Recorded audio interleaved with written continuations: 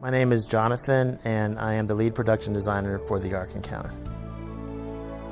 I was in construction. I was an iron worker for many years. I had a bad fall back in '94, which led me into art. I didn't start art school until I was about 25 or 26 years old. Went to Pensacola Christian College, got my undergrad and my master's. While there, I also illustrated for Becca Books for about 4.5 years, which opened the door for me to work as an illustrator in the toy industry. I worked for a studio that had clients like Fisher-Price, Hasbro, Milton Bradley. And in 2003, I came on board with the Creation Museum and eventually was the art director for the Creation Museum until we opened in 2007, and now I'm with the Ark Encounter. I have many of the teaching exhibits: flood geology, flood legends, Ice Age, Ancient Man, Who Was Noah, Babel, Pre-Flood World, The Door. So they're all the teaching exhibits, primarily in decks 2 and 3. Many of the exhibits in the Ark are how Noah might live, how he might feed the animals, how he might, the family might take care of things and operate and live on the Ark for the extended time that they were on the Ark. There's one specific exhibit that I'm really excited about. It's called the Pre-Flood World, and we've got a really interesting artist that's working on it. He's done an amazing job, so I'm really looking forward to that because it's got a lot of storytelling dynamism in it, with dioramas and artistry.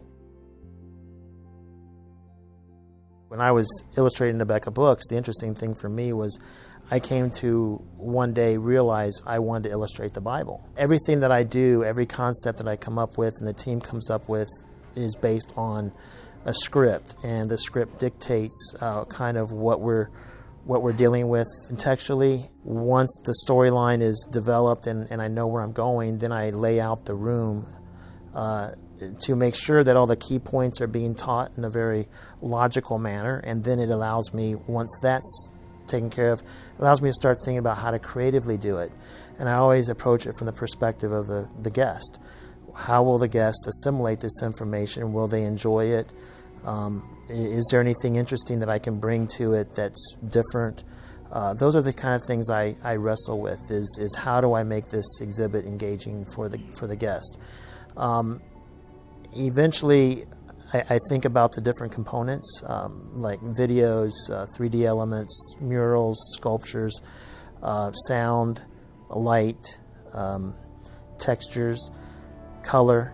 Those things all come to play eventually, and I put it into a model, a small-scale model that captures everything that we want in the exhibit, and then it becomes an easy place to begin to communicate that to Ken and some of the leadership and see if they like it. And then if they like it, then I move on from there to full-on build-out. Usually I have to go through several different iterations before something comes together. Once I kind of latch onto something, I run to the model real quick.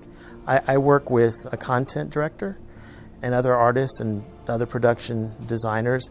A lot of times it takes a little bit of give and take on both entities to kind of get to that really, oh yeah, this is working. Generally for me, what I've found is many times when I'm working on an exhibit and there's others involved, there's a moment where everybody's like, oh yeah, that works great.